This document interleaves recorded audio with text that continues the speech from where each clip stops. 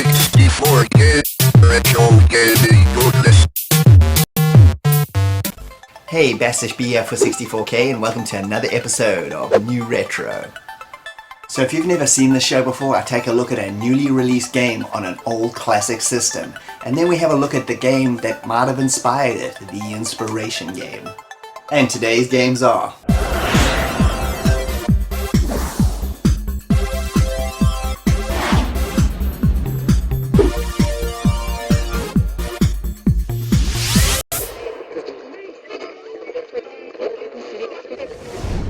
So let's first check out the original. Master of Magic was released in 1985 by Mastertronic on their Mad label. In this fantasy RPG action hybrid, you have to embark on a subterranean adventure to retrieve an amulet that will grant your master immortality. The game was designed and programmed by Richard Darling, one half of the Darling brothers, who founded and built the juggernaut software company Codemasters. The game is seen from a top-down view and can be considered one big massive dungeon crawler. As you go through the labyrinth, you'll find many items to help you in your quest. Armor for protection, magic rings, potions for healing, and all your magic spells at your disposal. Bucking the trend of most RPG style games at the time, Magic was really fast paced with its turn-based battles that could be over within seconds, and also the brisk paced overhead sections felt a bit more like Gauntlet than Ultima. It wasn't your usual RPG, and felt a little bit like the new wave of action RPGs coming out of Japan on the Famicom at the time, but I think it came more down to the market, especially the C64 market in Europe was completely different to the US, with European gamers at that time at least more into arcade action style games and the US dominated by strategies and RPGs. I think that's why Magic is a bit of a hybrid. There was enough action not to scare away the European market, but enough depth to keep you coming back for more. It's a bit like Temple of Apshai, but just way faster, easier to control with just a joystick for everything. One of the standouts for me though is the absolutely epic soundtrack from Rob Hubbard,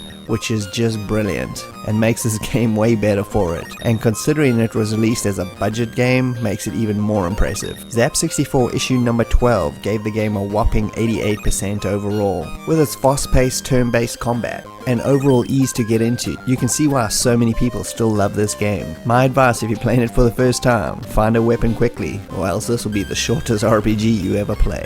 And now let's check out the new game. The Lord of Dragonspire was released in December 2019 by Icon on the C64 as part of the Zap64 2020 annual stretch goal collaboration. It received a general physical and digital release though in the first quarter of 2020 to the masses. Much like Master of Magic, Dragonspire is soaking in high fantasy tropes, with the basics of the story involving you needing to get to the Dragonspire Tower and fight your way up to the top and kill the Demon Lord who's taken up residence and is using the tower's dark magic to bring back all the nasty creatures of old. As you can no doubt see, Dragonspire wears its inspiration proud, with the game mimicking the look, feel and style of said classic to a T. The play area though is much larger, giving you a bit less of a claustrophobic feel as Magic, but besides that they are extremely similar. The game has all the exploration elements that make this style of game so addictive, which is what's around that next corner and do I risk searching it even though I've got no more food left. It's that kind of feel which makes it so enjoyable. As you can also see, creatures are visible on screen so you can avoid combat if you like, just like Master of Magic. The one big difference in these games is the difficulty,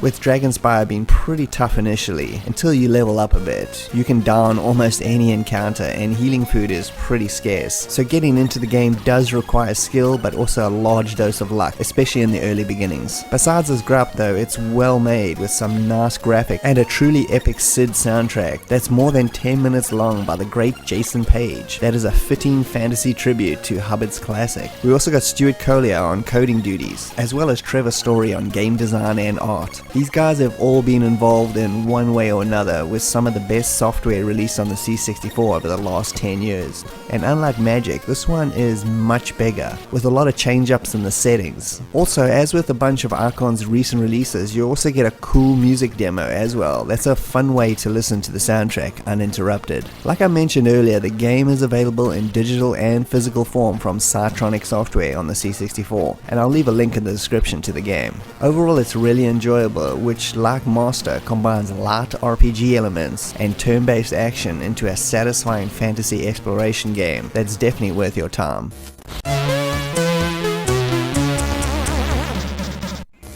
And thanks for joining me, Bestish B at 64K. If you can like and subscribe, that'll be greatly appreciated, and I'll see you next time.